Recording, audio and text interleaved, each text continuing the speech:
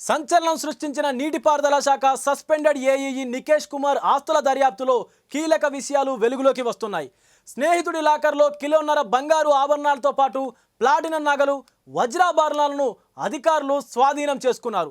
అరెస్టుకు 20 రోజుల ముందు నుంచి భారీగా ఆస్తులను దాచిపెట్టినట్లు గుర్తించారు అధికారులు.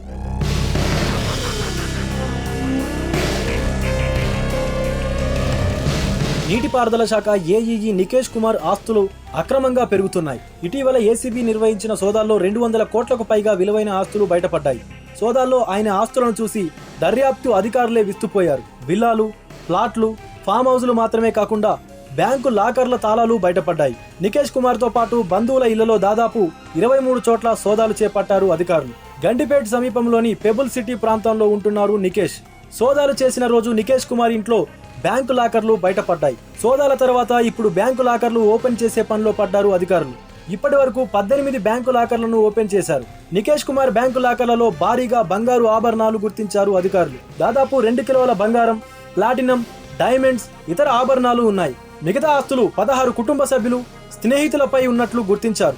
మరికొన్ని చోట్ల స్థిరాస్తుల దస్తావేజులు బయటపడ్డాయి. నికేష్ కుమార్ అరెస్టు కావడానికి దాదాపు 20 రోజుల ముందు వీటిని తన స్నేహితుడి బ్యాంకు లాకర్లో దాచినట్లు ఏసీబీ అధికారులు గుర్తించారు. తాను ఊరికి వెళ్ళొస్తానని స్నేహితుడిని నమ్మించి అతడి బ్యాంకు లాకర్లో వీటిని దాచినట్లు అధికారులు సమాచారం సేకరించారు. ఈ ఏడాది 30న లంచం తీసుకుంటూ ఏసీబీకి రెడ్ హ్యాండెడ్ గా చిక్కి అరెస్ట్ అయిన నికేష్ మరోసారి ఏసీబీ అధికారులు తనపై దృష్టి సారించారనే అనుమానంతోనే చరాస్తులన్నింటినీ స్నేహితుడి బ్యాంకు లాకర్లో దాచి ఉంటాడనే అనుమానాలు వ్యక్తమవుతున్నాయి. మే 30న నికేష్ ను అరెస్టు చేసిన రోజే ఏసీబీ అధికారులు అతడి ఇంట్లో 8 బ్యాంకు లాకర్ల తాళాలను గుర్తించారు. వాటిల్లో 2 నికేష్ స్నేహితుల పేర్లపైన ఉన్నట్లు దర్యాప్తు క్రమంలో అధికారులు గుర్తించారు. దీంతో నికేష్ స్నేహితుడి సమక్షంలోనే ఒక లాకర్ను తెరిచారు. మరో స్నేహితుడి పేర ఉన్న లాకర్ను 1-2 రోజుల్లో తెరిచే అవకాశం ఉంది. నికేష్ ను అరెస్టు చేసిన సమయంలో అతడి ఇంట్లో స్థిరాస్తి పత్రాలు తప్ప నగదు గాని, నగలేమీ లభ్యం కాకపోవడంతో లాకర్లలో దాచి ఉంటాడని అనుమానించారు అధికారులు.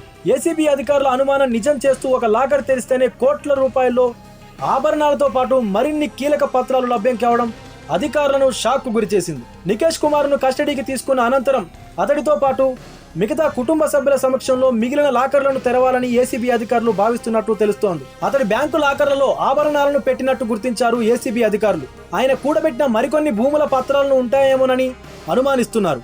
సోదాల సమయంలో నికేష్ కుమార్ పేరు మీద కేవలం 2 లాకర్లు మాత్రమే దొరికాయి.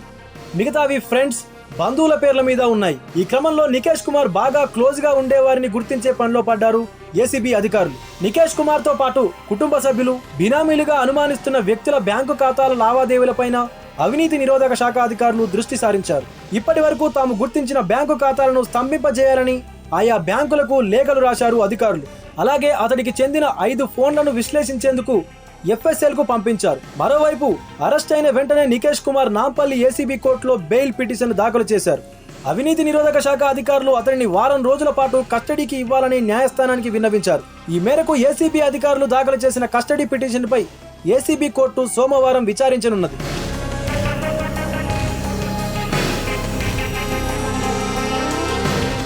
అసలైన తొలి వెలుగు. ఫాలో వాట్సాప్ @తొలి వెలుగు official.